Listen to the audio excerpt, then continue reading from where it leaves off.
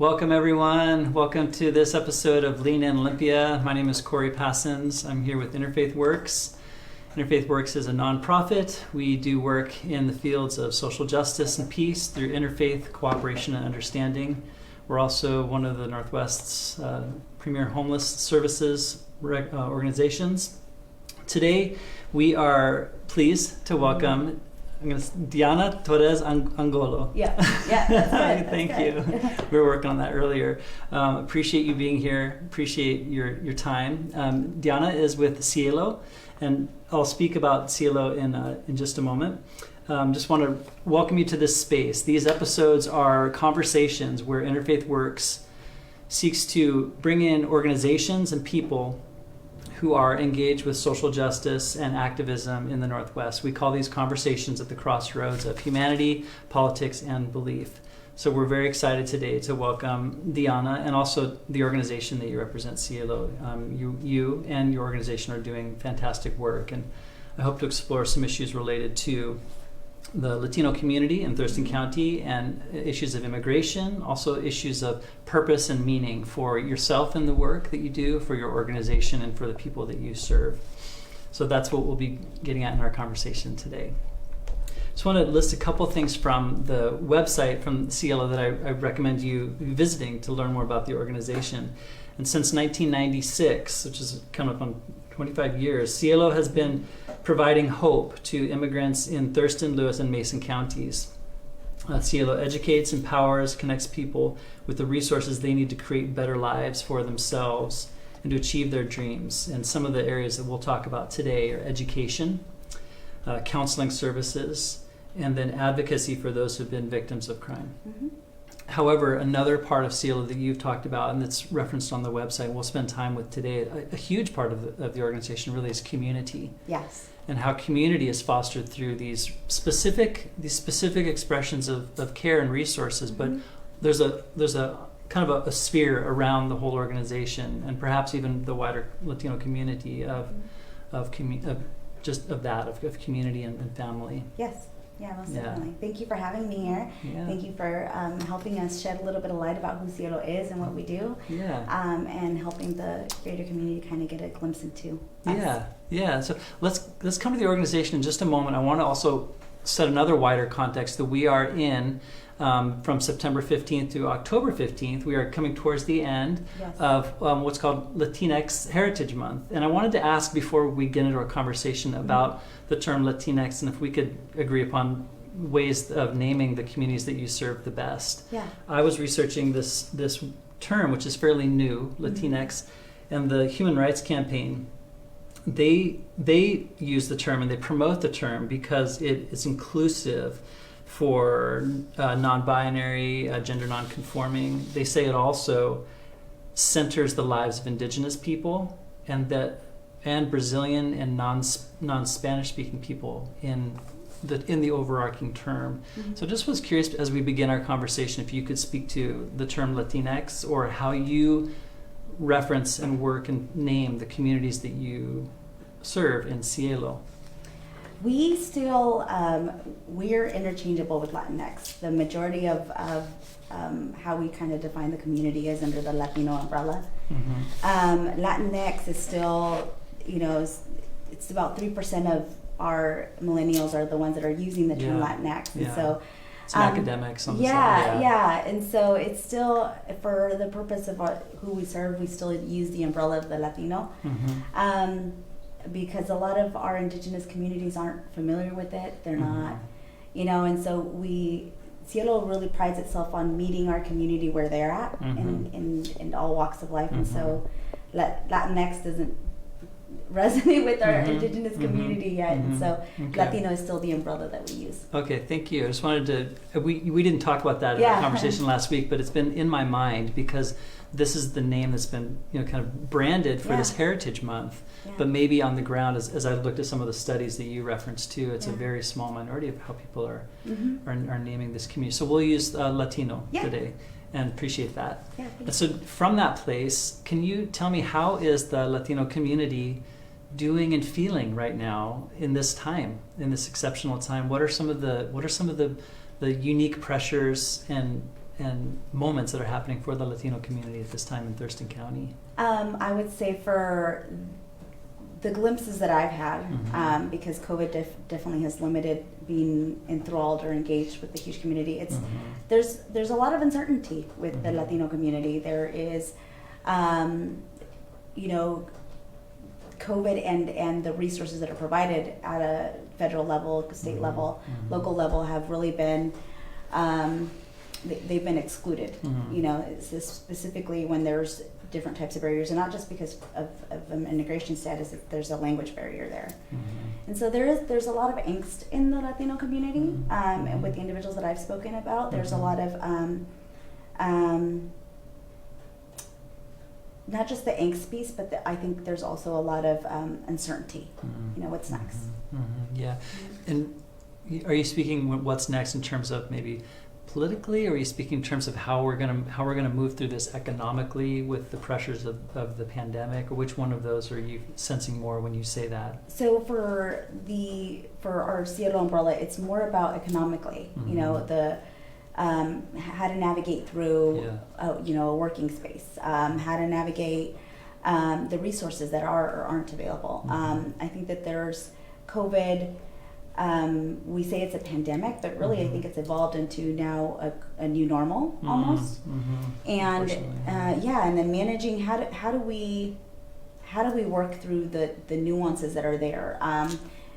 Specifically mental health, right? When it comes to healthcare, mental health is something that as a result of COVID, you know, I think one of those unintended consequences that you think about is mental health, and the resources for mental health in the Latino community are not as prevalent or as available or as quick for us to. It's not a telehealth kind of thing that our community can access, and so I think that the angst and the uncertainty and what's next is having to navigate through that from a perspective of healthcare and financial and economic and work. So many challenges. Yeah. And the work that CIELO does, it addresses it engages this community at the level of these challenges, and we'll be coming back to some of those. I wanted to shift, if we can, to maybe what you would name as what you would celebrate right now in the Latino community, and then that could be a way for us to begin to talk about CIELO and how you celebrate the work that CIELO is doing. So could you name?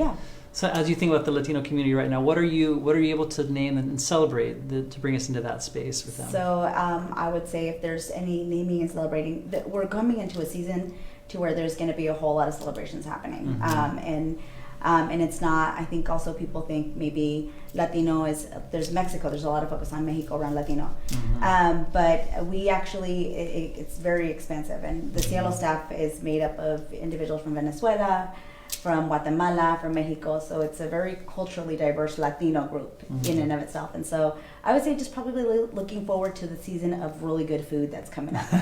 So example? I mean, tamales keep coming up, but there's just so much more than that. There's tamales, champurrado, there's pozole, there's a whole lot of stuff that's coming up. In this next season. I'm excited. I probably won't get to participate in some of that, but I'm excited for you, and I hope you enjoy all that food. Yes, definitely. Thank you. Great. So there's holidays coming up, which can be a time of invigorating families, which I know is important for all cultures, and I know it seems to be a really deep familial connection and priority in the Latino community that I've always noted and really appreciated. How about in CIELO? What would you celebrate right now in CIELO? There's a wonderful quote from your director, who is talking. He says that I believe that difficult times have the ability to portray the essence of people and organizations. It's a beautiful quote. Yeah. And so what would you name right now in CIELO that you're seeing, like a durability or a celebration that you would name in the organization? Oh my gosh, there's so many. First and foremost, I would say with the organization is a little bit to what it speaks to is the sense of unity and everybody coming together to collaborate and kind of move our community forward. There's a lot of work that we're specifically currently doing with partnering with the Department of Health to make sure that we're bringing resources and COVID resources to the Latino community and meeting them at again where they're at. So in their language, which is Cancobal, So that's probably some of the things that I'm most excited about. Our education program has taken an online platform, and just seeing not just our educator, our director, and but it's also the volunteers in the community as they're adapting and they're learning and they're growing in this, World Wide Web, as you call it, figuring out that they have ability to connect on different platforms through a telephone device and to learn different things. So I think that that's probably the most exciting, is that through this challenge of COVID and how it's kind of made us rethink things, it's also been pivotal for us to operate in a different way and actually reach more Latinos in the community in ways that we hadn't thought of before. That is like one of those things, you find the light, you make the light sometimes in these situations. Yeah. I'm curious about this relationship with the Department of Health, and you mentioned some of the two languages, Mom, and then the second one was? Cancobal. Okay. These are persons who, are you acting as, is CIELO standing in a place of allyship and advocacy for these communities with the Department of Health, or are there people within the Department of Health who can actually be able to communicate directly with them? How is that relationship working? So Department of Health is able to provide us with their resources that they've developed around COVID. And so we know that they're valid, they've been validated by medical professionals. We then take the content, which is either in Spanish or English, and because we do have individuals who speak Mam and Cancobal, they're able to serve as, if you will, as a bridge. We create a two-way communication between what the community, the indigenous communities need to know, but then also what the Department of Health is wanting to make sure that they know. Wow. And we're doing it in ways that's not common. So as an example, I would say most people go to, like Facebook Live. We're on Facebook Live. Yeah. And we reach this huge, vast majority of people, and we're having this conversation. But our indigenous community will probably more than likely watch YouTube instead of Facebook Live. And so we're making efforts to ensure that the communication that we're having with our community is on the platforms that they're at. Where they are. So it's versus Facebook Live, we'll do YouTube video or YouTube ads. Same with music streaming platforms. So instead of Apple Music, it's Spotify. When we're talking about a Messenger app instead of Facebook Messenger, we're using the WhatsApp on broadcast list. So we're essentially we are that bridge. We're helping the Department of Health get the information that they need to get out in a way that's relevant and culturally appropriate to our indigenous communities. I think that's amazing. I just think it's so wonderful for you all to be stepping up in this time when it feels like some of the government resources that have been maybe traditionally anticipated in the past, it feels like they're also in this time can be a retraction of supply to marginalized communities, especially during this time, which has been one of the really the darker, harder parts of watching this pandemic unfold. Yeah, the channels of communication, I think we were all challenged in that space of realizing that what we thought was working, we're realizing it wasn't working, and we're just having to reassess and pull out playbooks and rewrite them to fit what we're not band-aiding any small fixes. We're trying to find real root causes and issues and trying to find solutions for those. I love that idea of pulling out the playbook and rewriting it, or tossing it out altogether. So this I think can bring us back into some of the core emphases for CIELO. One of which we were just talking about, which is advocacy. But in your website it says advocacy for those who've been victims of crimes too. And how is that work progressing or continuing in this time that we're in? So that our advocates we've all kind of flexed, and we talked about it earlier. I think that this pandemic has really identified that we all really can be jacks of all trades. Our advocates over the last couple months though have really honed in on making sure that they're present for the court hearings. They're still attending them virtually, so they're attending and they're helping coordinate the different court dates and making sure that those things happen. And so that's really how the work for our advocates is still happening. In addition to, there's the logistics of attending courts and going through the process and filling out paperwork. There's also the it's a community navigator space also. And so a lot of that is still able to happen, thankfully, virtually and by phone. Are these, can I ask, victims of crimes, are there crimes that are more prevalent for the Latino community than for other communities? When you're advocating for crime victims, are women or men more of the people for whom you advocate in CIELO? How can you help us understand the specific type of advocacy for the kind of crimes that people are experiencing that are within CIELO? Yeah, we actually haven't dug down to the specific the types of crimes and done any analytics around that. We are very much, I think it's a grassroots effort to just open it up to victims of crime, period. And there hasn't been a whole lot of work to identify if there's a gender or a specific type of crime at this point in time. Okay, yeah, I asked that because there is a sense of, there's a real kind of vulnerability with people who are immigrating, who are maybe not documented. They're living on the margins. They're vulnerable to exploitation, vulnerable to hate crimes, and so I just wanted to ask about that and really celebrate the advocacy you're doing for people who might experience those kinds of crimes. Yeah, thank you. It's one to note that as we evolve and we grow, it'll be something I think that we think about in the future of documenting and keeping more analytics around that. At present time, we literally it's an open gauntlet for It's just one of those on the to-do list. Yeah. The nonprofit organization to-do list, right? The never-ending. How about the counseling services and education services that CIELO offers? What are the specific needs or issues that might be specific to Latino communities versus other organizations?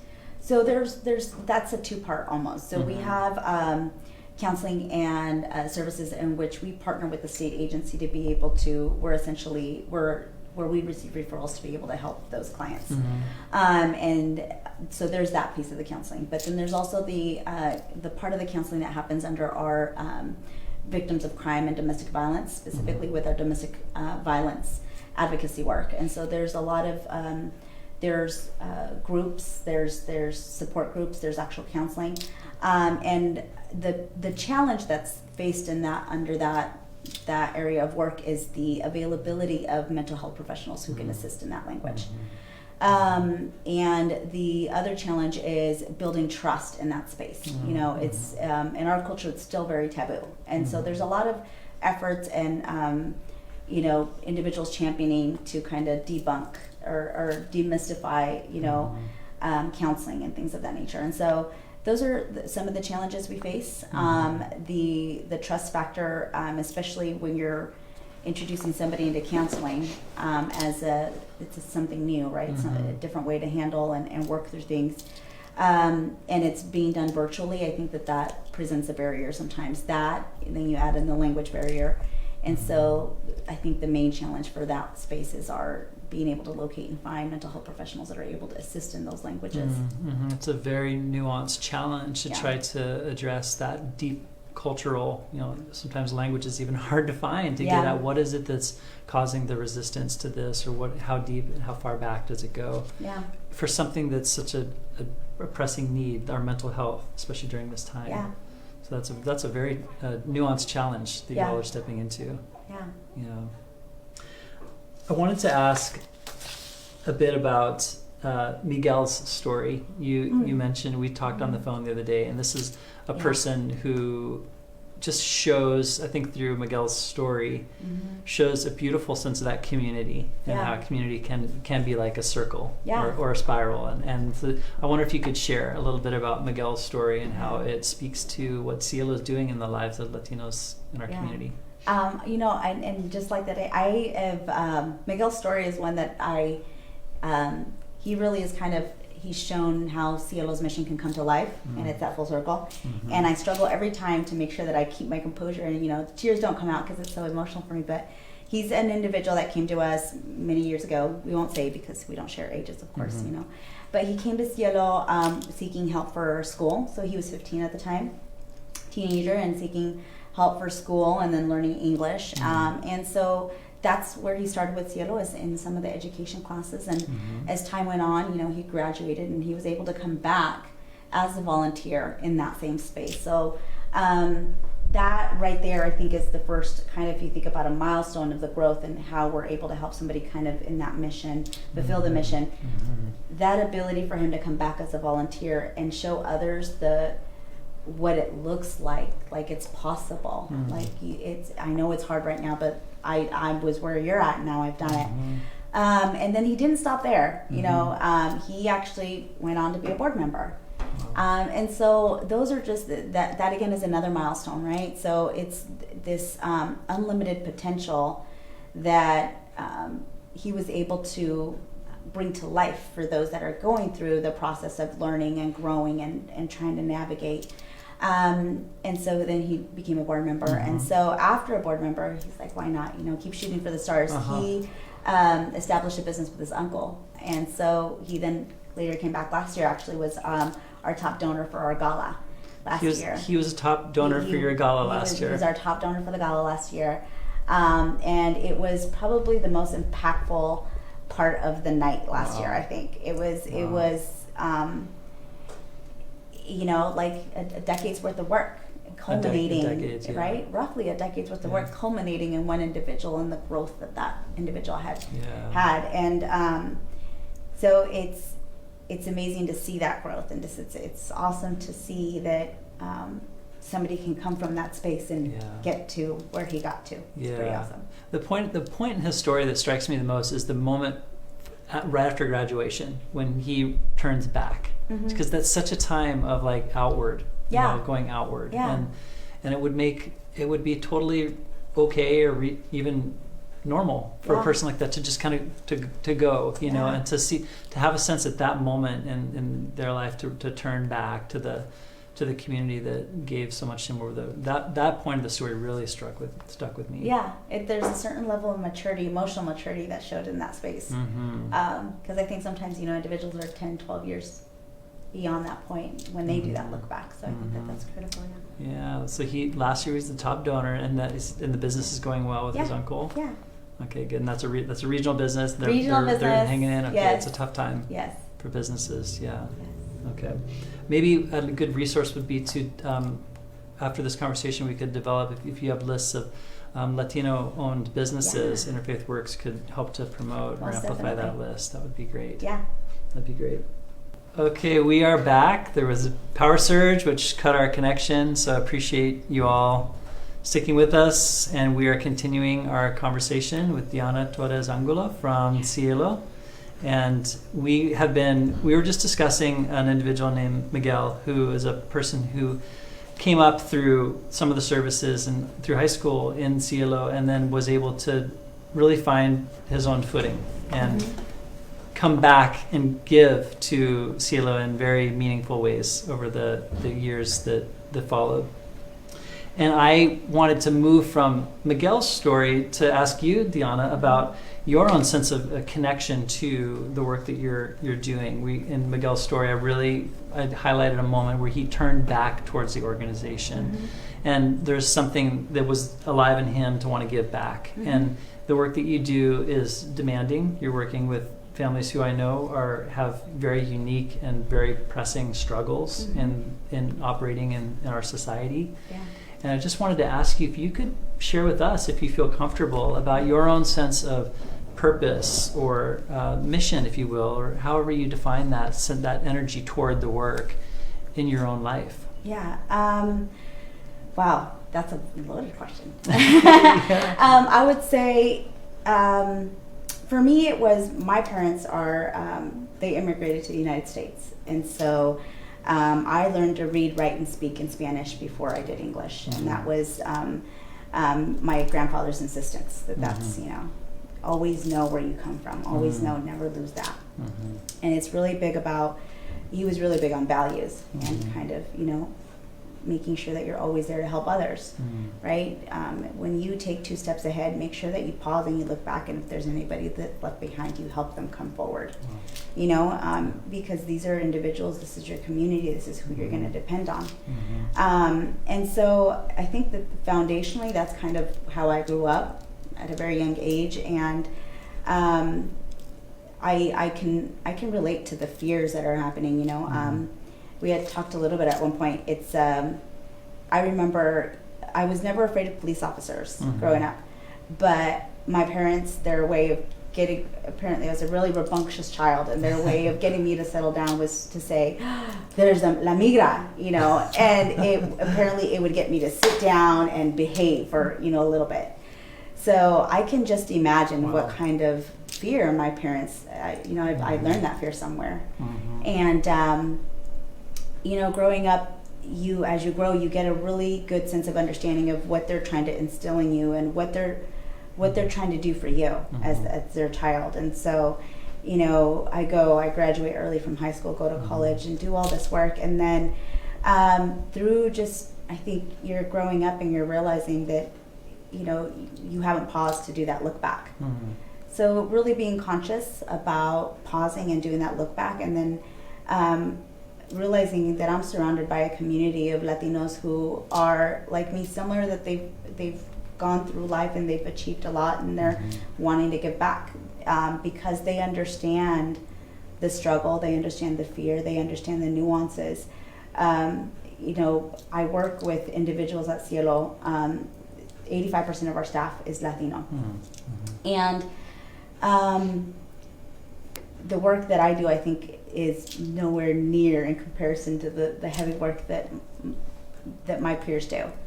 And so really my drive to continue to give back is watching them and the work that they do. Our advocates, they have literally, they're the definition of like open hearts. They work incredibly hard and with challenges that I'm in awe of. As an example, our Mom and Cancobal speakers. Not only do they speak Mom and Cancobal, they even speak Spanish and English. Wow. It's already hard enough as it is sometimes trying to be that interpreter when you're trying to say, they said this in English. They're then taking that 2 steps beyond and saying, they said this in English, and they're having to mix between Spanish and Mom and Cancobal. And so it's work that I think that it has to be born, and in Spanish it says "te tiene que nacer," which means that you have to be inspired by the work. Inspired by the work. Yeah, you have to be inspired to actually do the work, and not for financial gain, not for accolades, but because you really, really want to see somebody who's similar to, you know, you can. You know, you look at them and you see your aunts and your uncles and your cousins, and to do the work in a way that makes sure that they're successful and that they don't stay behind. I think that that's what is the fuel that no matter how tired you get, no matter how, to your point of a nonprofit, no matter how much work needs to be done, I think that there's always a reserve of fuel. And if it's not mine, it's one of my coworkers, because it's being able to see your culture and really be there because you're wanting them to advance and be better and be healthy and be okay. Yeah. Sorry. Oh, we asked a loaded question. Yeah, I did. Peter, could you try to find a tissue? I think there's one. I'm sorry. I'm sorry. I was trying to really hold it in without there having might be one over on this desk too. Have emotion take over. I appreciate it. Yeah. Appreciate it. I mean, that's a source of power. Yeah. And inspiration. And so I appreciate you sharing that with us. Thank you. And that's, so we look back on those sources. I call them sources. Actually, Howard Thurman, the African American 20th century theologian, refers to them as sources of strength and renewal. Yeah. And so I celebrate you knowing what those are, and thank you for sharing those. Thank you for asking. Yeah. There's some in the bathroom. Okay. You're totally or the fine. office next door. I'm sorry. Okay.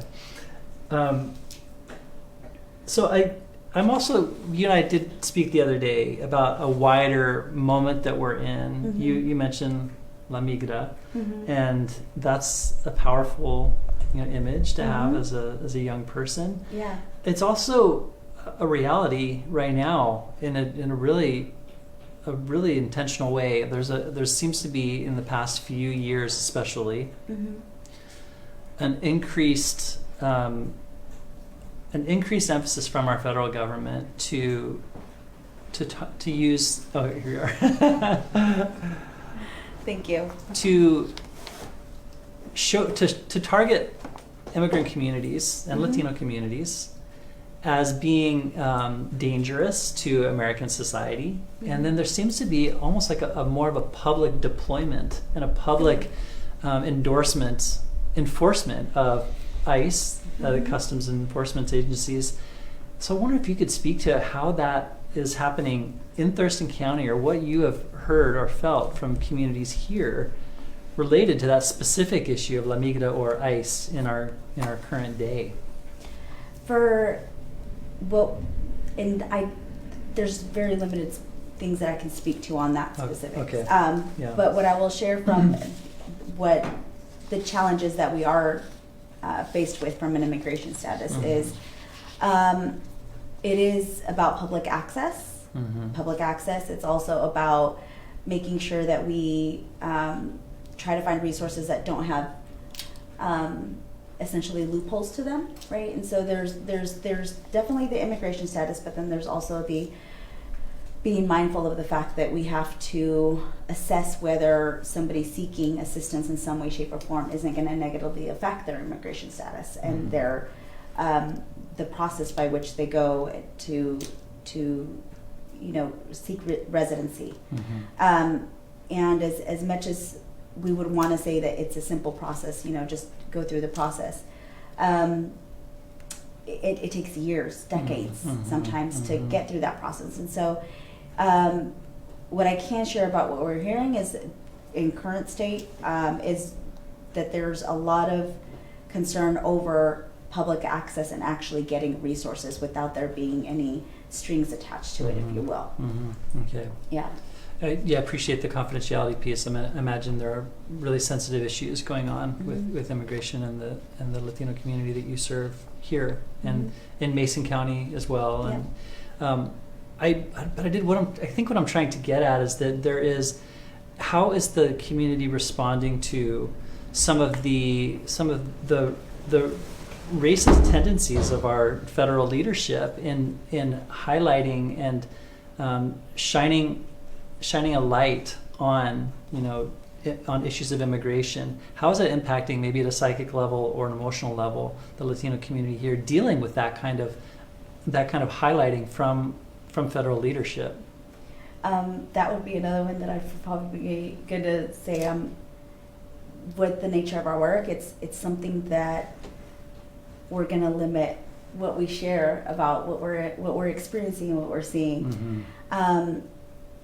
I think that's probably why CIELO has become a community hub for the Latino community, is because we do very much guard kind of their experience, and whenever there's anything that's immigration related, because it is impactful, we do limit what we share with their experiences to a certain extent, because we have to build that trust that they can come share their experiences, share their frustrations, and know that it's not something that will go out and rebroadcast in a way. So okay, I'm going to respectfully That's decline. Great. No, I appreciate that.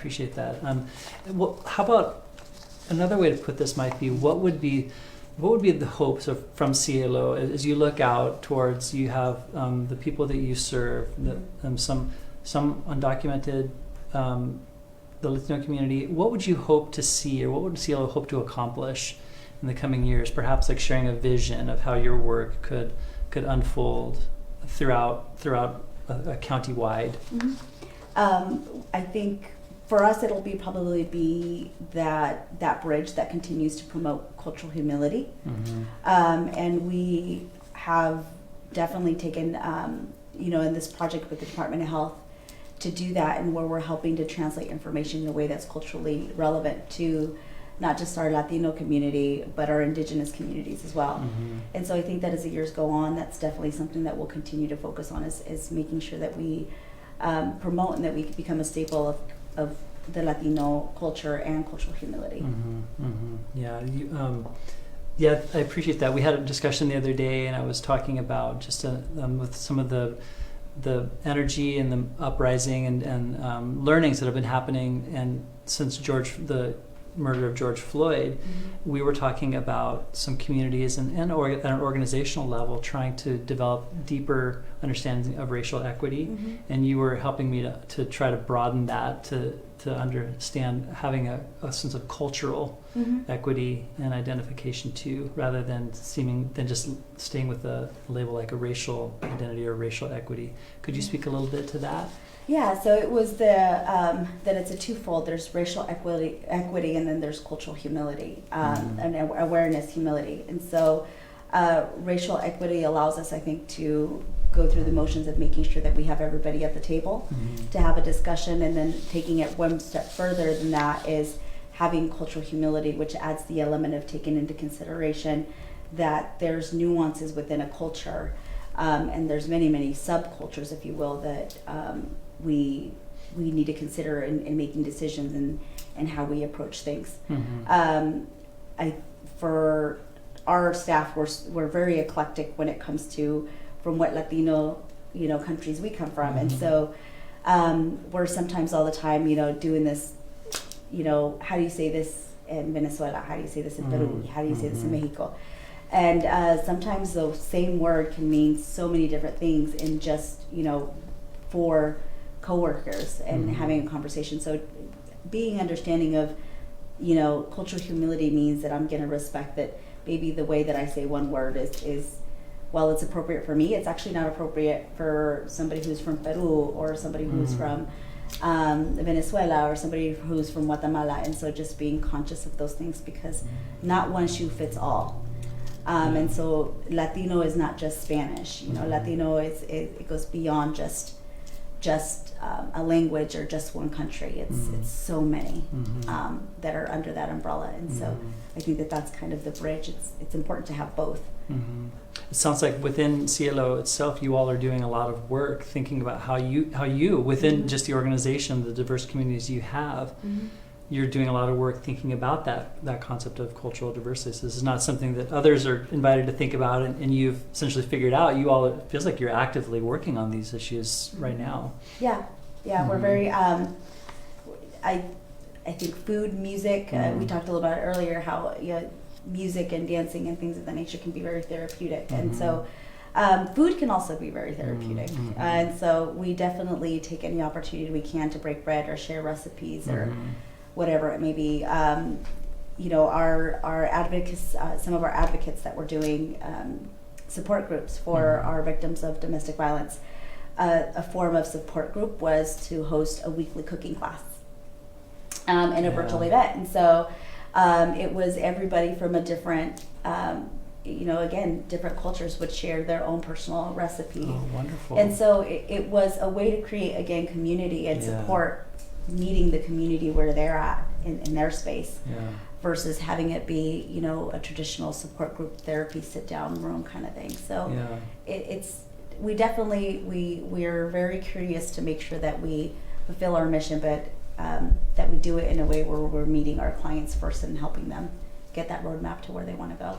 I love that idea. I love that image. I can't wait for the day when we can all do those things together again. Yeah, it's a long haul to be in this pandemic together, and to have those central objects of connection. Like food being one of them, just sort of hard to do in this time. Yeah.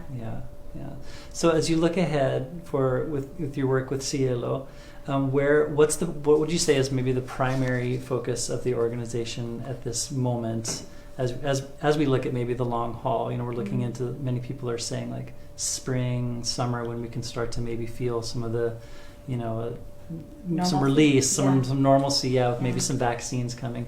How is the organization right now looking at these next 6-9 months for sustaining itself and for the work that it has to do?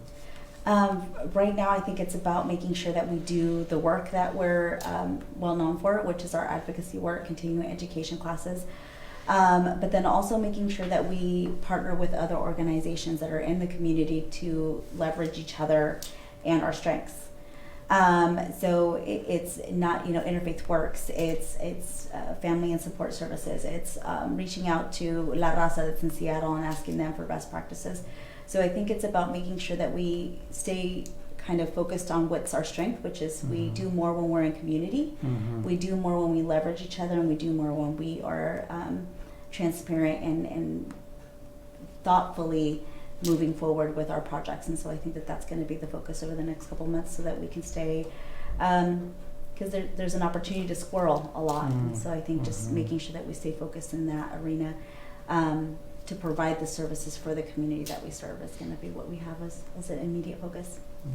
Okay. Interfaith Works is wishing CIELO well in that endeavor, and we want to be partners with you and to support CIELO as we can. Thank you. So I look forward to ways that our organizations can hold each other up and support the work that we're each doing in the community. So we already this morning had some informal conversations about ideas on that. So we're excited to have you here today, and thank you for coming in. Yeah, thank you for having me. Really appreciate your work. Thank you. Yeah, so we'll wrap up for this episode today of Lean in Olympia. Again, our guest was Dianna Torres-Angulo and from CIELO, and would ask you to check out CIELO online and look at their services they offer, ways that you could support that organization. And then I'll let you know that our next Lean in Olympia episode will be October 27th. This will be at noon on October 27th, where Meg Martin, who's the executive director here at Interfaith Works, will have a candidate forum with Carolina Mejia, Jessica Bateman, and Beth Dolio, where we'll explore issues related to each of those candidates for their positions from a social issue and justice perspective, and also from issues that are relevant to the faith communities that make up the Interfaith Works network. So again, thank you for attending today, this webinar. Thank you for being here. You can check out this episode on our YouTube channel and stay in touch with us on our Facebook page and our website. We want to wish you peace. I want to celebrate the last word I want to lift up today is community. Yes. Thank you. Appreciate it. Peace to you all.